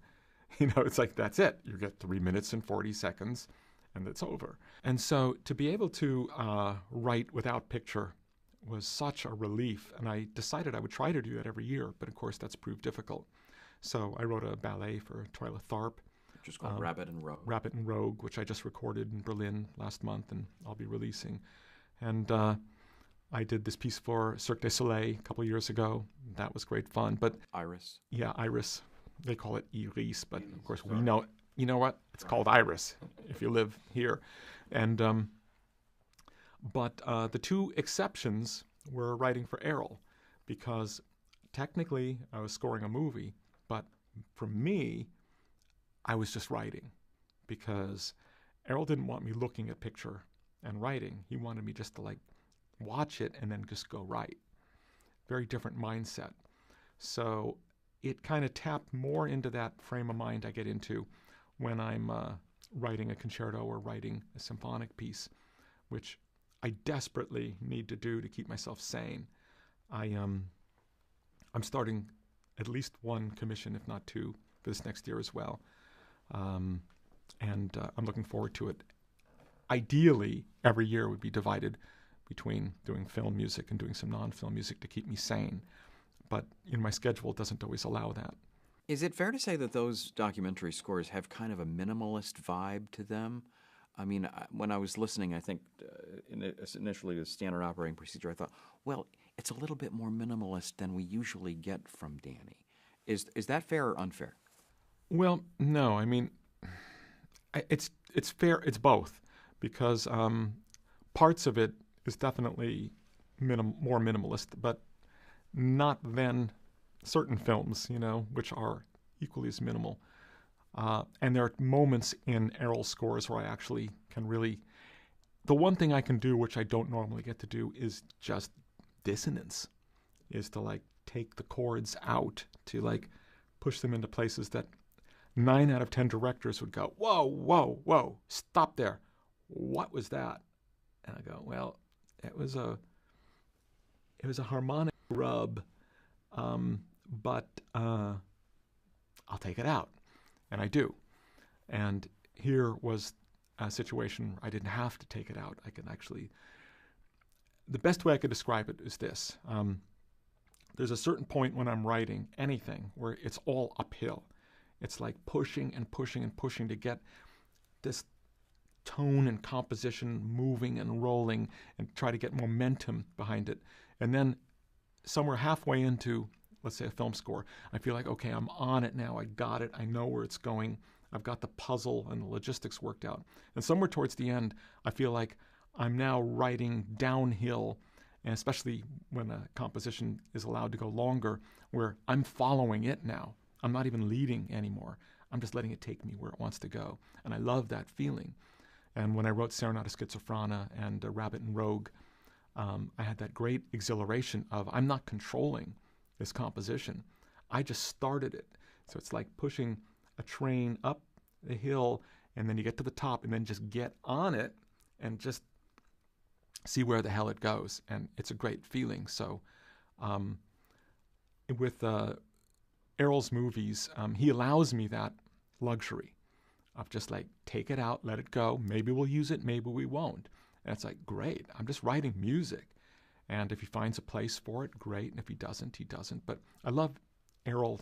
His mind is really intense and incredibly smart, but he gives me free rein to just go in the same way that Twyla did, in the same way that I did for Iris, and the same way for Serenata Schizophrana. It was like, just go, just don't think about it, other than you have a time limit, 45 minutes, for a concerto or whatever. You've contributed to a couple of David O. Russell films, Yeah. Silver Linings Playbook and American Hustle. How different were those experiences? What did he need from you musically, since especially those two movies have a lot of outside songs in them? Well, working on a David O. Russell film is completely different than working for any other director. But, all directors are really different. Working for Tim is nothing like working for Sam or Gus Van Sant or David O. Russell. He is in his own process. And with David, you have to learn very quickly to be really flexible and to roll, because he's going to change his mind 6, 7, 8 times. When you start going, you're going to think you're got momentum, and then it's going to stop. He's going to go, do it. We're doing this way. Boom. Now let's go. And he likes that. He does that with his actors, and he certainly does that with his composers. Where I'm told, I've never seen him acting on set, but I've heard that he doesn't let them get comfortable. As soon as they're like, do lines a certain way, he'll say something to him and purposely throw him in another direction. He likes to see what will happen. So it's really unpredictable. And I think under the wrong circumstances, it can be mind-bogglingly frustrating. But if you're able to stay really fluid and flexible, it's really interesting. It's an interesting journey, and I love David. Does that mean that you've written music and then you have to write more music? Oh, yeah. Yeah, so they're short scores. Each one is probably like 20 minutes of music, 16, 18 minutes of music, but I probably wrote 60 for each of them. And when you do a David movie, you go, that's just the way it's going to be. There's going to be a lot of unused music. But that's cool, In the end, I like Silver Lining Playbook. It was a crazy experience. And if the director had been another director putting me through the same thing, I might have gone, I don't ever want to work with this guy. But there was something about the fact that it was David, and I loved the way the movie came out, that I was like, I know this feeling so well of like, I wanted to kill the director many times during the creation of the score. And then after it's done, I'm watching the movie, it's like, yeah, I'll work with him again. And it's very close to childbirth. Not something you and I personally can relate to, but what I can say is that very few women in the middle of childbirth are thinking about their next child. They're going, I never want to do this again. But when you're looking at the baby later, it doesn't take that much time before it's like, maybe one more. And what happens is the end product makes you forget the pain. And I think of scoring frequently that way. I would say half the movies I've worked on, there's been a point in the middle of the score where I go, I never want to do this again. I never want to work with this person again. It's like this too much aggravation. Life's too short. It's like too much work. I'm killing myself. I'm shortening my own life to do this. Do I really want to do that? Why don't I just enjoy life? Why don't I live? Why don't I take more vacations? I get into like a mindset of, what the fuck am I doing working this hard? And then I'm, there and the movie's playing and I'm listening to the score and going, it really wasn't so bad. Actually, yeah, it was a bit rough here and there, but, it's like, oh yeah, I'd work with him in a second if he called again. So I think there's a similar psychology to the birthing. If the baby is cute and pretty and making the right kind of sounds, suddenly the pain just doesn't seem quite so intense anymore. You have also written, you've taken on fresh takes on classic material, thinking about movies like Alice in Wonderland and Oz the Great and Powerful. And I'm wondering, how hard is it to take a sort of classic piece of American culture and put a fresh spin on it? Well, I mean, Alice in Wonderland was effortless because I didn't really have anything to go on to there was nothing to think about or avoid because there was nothing in my mind already musically for Alice at all.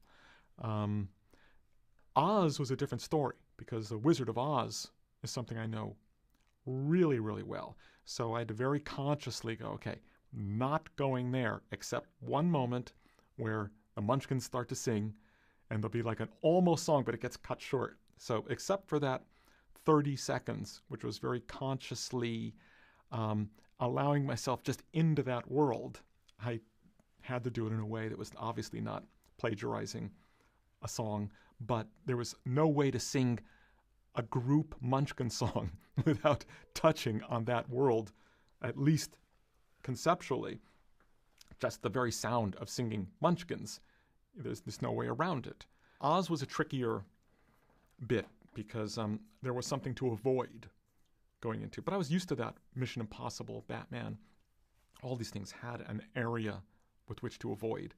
So it wasn't that big a deal other than I had to be very conscious. And in this particular case, because of legal reasons, I had to be very, very conscious of never crossing the line musically into anything that had been done in the original Wizard of Oz. What do you think is your proudest achievement? My proudest achievement, geez. I don't have a proudest achievement that I could think of. I mean, when I started out, I only had one goal, which was to be, can I be eclectic like my master, Herman, was? Herman could do The Ghost of Mrs. Muir, and he could do North by Northwest, and he can do all these different, he could move to the Seventh Voyage of Sinbad, and effortlessly between these genres. And I remember thinking, I could never be Herman. I could never be that great. And I tried to learn early on, when I'm writing an orchestral work, I will never be Prokofiev. I'll never be Shostakovich. I'll never be Stravinsky. I'll never be great. But I could at least look to them as a model of greatness. And for my film work, to be eclectic was my goal. So if I had any achievement, it would be twofold. One, that I did in fact have the ability to move between different genres. And two, that I survived. Survival in my business is a tremendously difficult thing. It's an incredibly competitive industry. I don't know if there's any in part of filmmaking where it's such a small group of people doing so much of the work. And it's very cutthroat.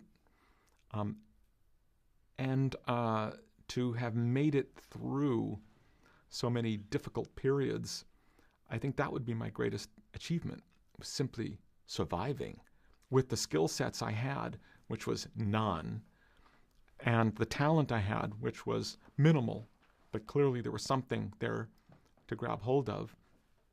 I think I was able to make it all work for me and still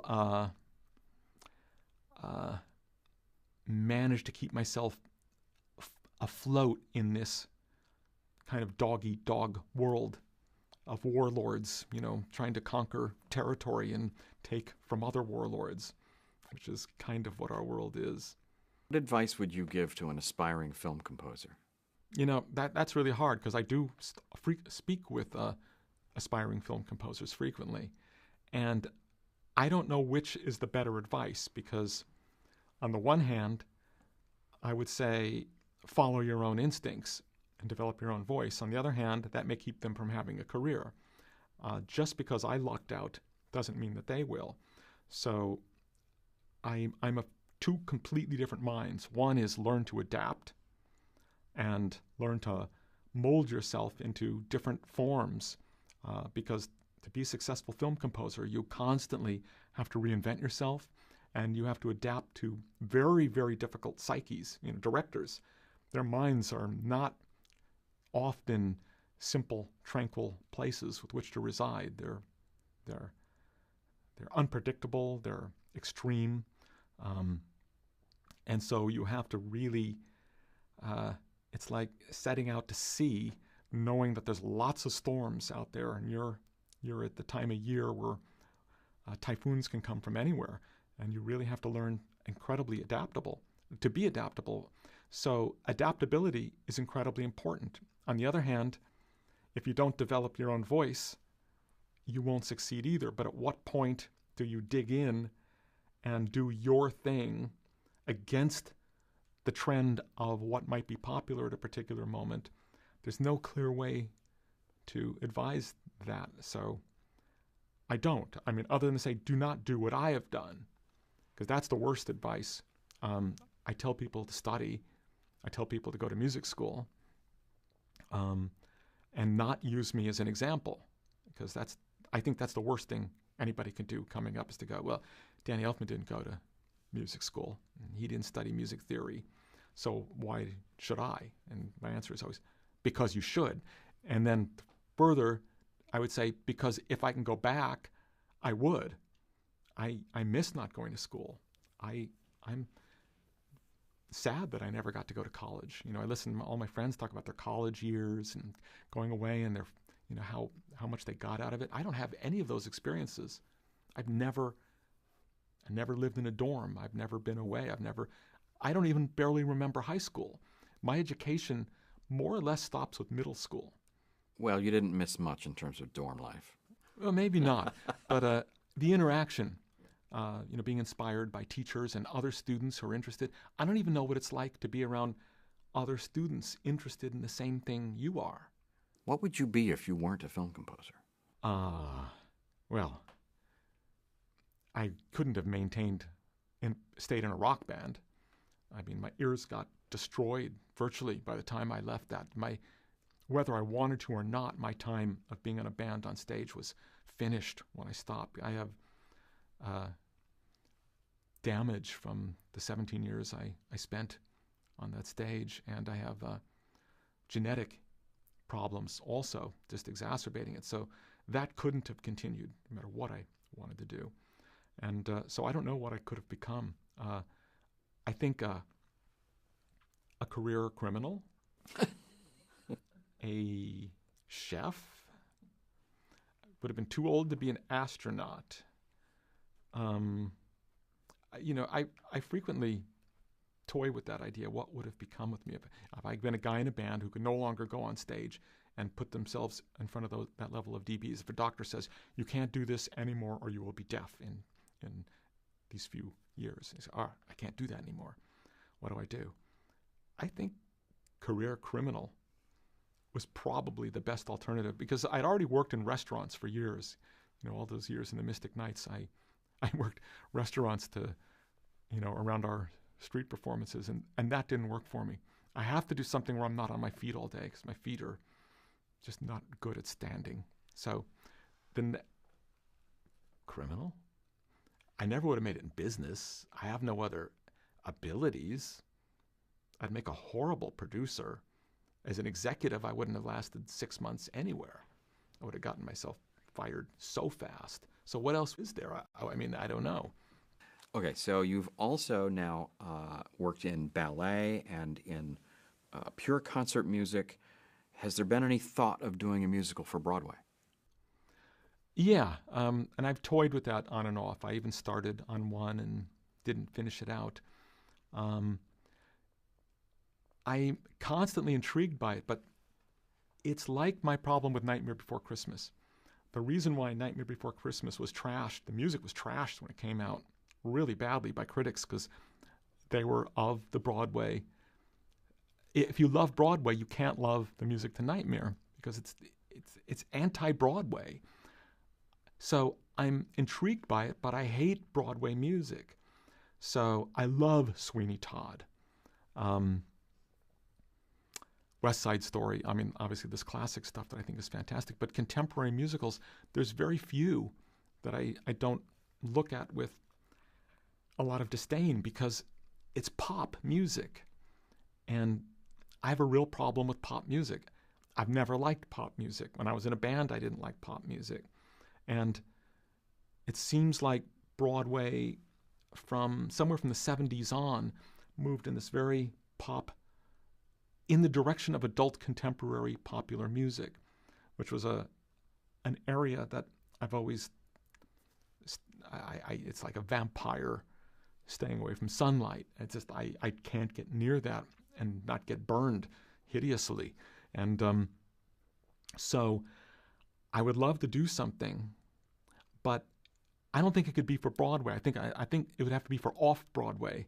To me, a lot of the more interesting stuff on Broadway started off-Broadway. Because if you aim for Broadway, you're aiming for top 40. And the problem is, if you're a songwriter and you're trying to write a top 40 song, you're just going to write a top 40 song. And if you don't like top 40 music, you got to find a way to write alternatively. And something may end up becoming a hit song from that. But it's going to be more off-center. So I would love the idea of doing Broadway that's off the mark, to the right or to the left. I don't know exactly how, but if there's a way to approach it, again, it comes down to Sweeney Todd. This is something where Tim and I are really share a mutual fascination. I think that's just like an insanely amazing musical to me. But there's nothing about it that's like Broadway musical in the sense that we think of a Broadway musical. How would you like to be remembered? Oh, the guy who wrote the Simpsons theme. And then took a big, long vacation for the rest of his career. Lived in the Caribbean off of royalties from The Simpsons and never wrote another thing in his life because he didn't have to, and was one lazy bastard. That's how I hope people remember me in the future. He got one lucky gig, he never had to work again, and so he didn't.